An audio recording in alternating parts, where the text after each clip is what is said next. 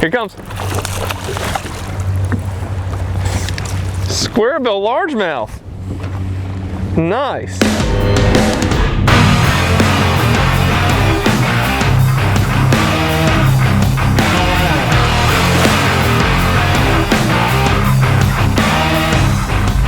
This little jewel right here, this little 65S hardcore squarebill crankbait, this is one of those lures that is as versatile as anything that you can have. Like, you can catch them in the spring, you can catch them in the wintertime, you can catch them during the spawn.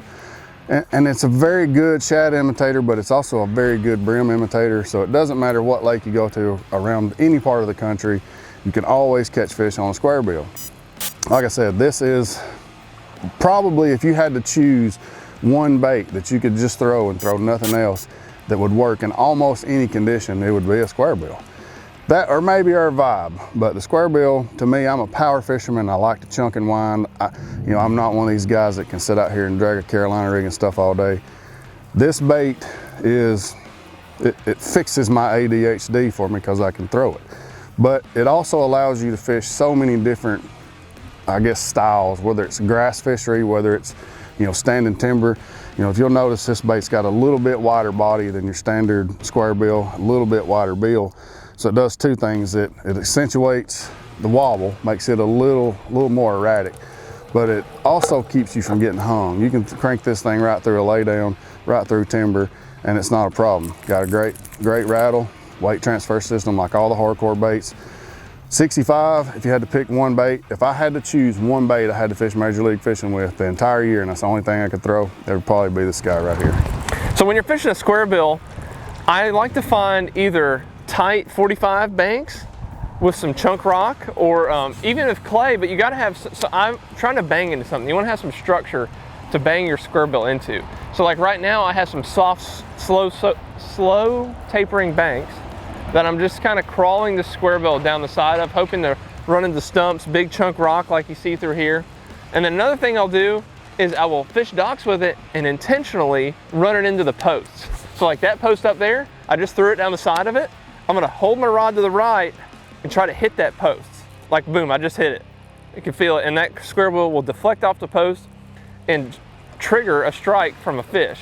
It's something about deflection with bass that just drive them crazy. And this crankbait is very, very buoyant. So when you hit this cover, it floats up and back. It is very, very buoyant. And that is one of the key things that you're looking for when finding a good squarebill crankbait. Is it gonna float back out of the cover after I make contact with it? And usually once you make the contact, pause it for a second, floats up, boom, that's when they inhale the crankbait. And like right here, I'm gonna intentionally crawl this squarebill through this tree. So when I'm doing that, I'll kind of hold my rod tip up. I just hit the branch, let it float, reel, hit the branch, let it float, reel, hit it, snap it, reel it, and just really work that squarebill through this tree right here. And you want to take different angles, especially when you have an isolated tree like this.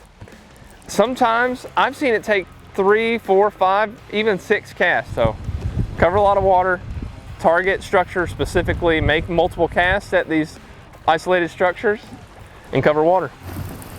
Fishing this 65 hardcore squarebill, there's so many different ways to do it. For me, I prefer fishing it on anywhere, you know, from a 7 foot up to, like, this is a 7.4 medium heavy.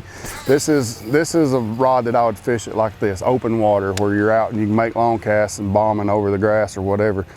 You get up around the wood, you got to make more specific casts, tighter casts. You know, I'll put it down on like a 7 foot medium to medium heavy.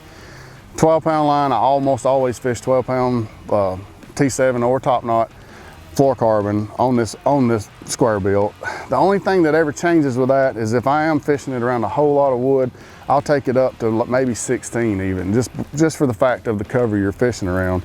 But speed of retrieve, it's not really that important. It don't seem to me. Like if I'm fishing it around a spawn, I want it on a slower reel, you know, like a 6.3 or so, because I don't want to reel it so fast that she don't have time to get mad at it when it's coming through.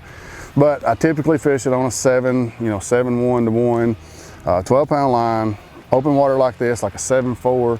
But I will fish it down, you know, 7 foot medium heavy around timber, up to 16-pound line. and I will slow it down if I need to around the wood or around the spawning fish. But it's such a, the bait is something you can fish so many different ways, so many different, you know, areas, so many different lakes. You really got to choose the rod that fits your situation. I mean, if you're throwing this thing up around docks, which a lot of people fish square bills around docks and stuff, obviously you want a shorter rod that you can make more precise, more, you know, more direct casts with. For me, I like being out here over top of this hydrilla, making long bombing casts on a 7-foot rod, 12-pound line, and a 7-1, you know, the one reel. So lots of different ways to fish it. Whatever your specific technique is will actually be what drives you on what rod you throw it on.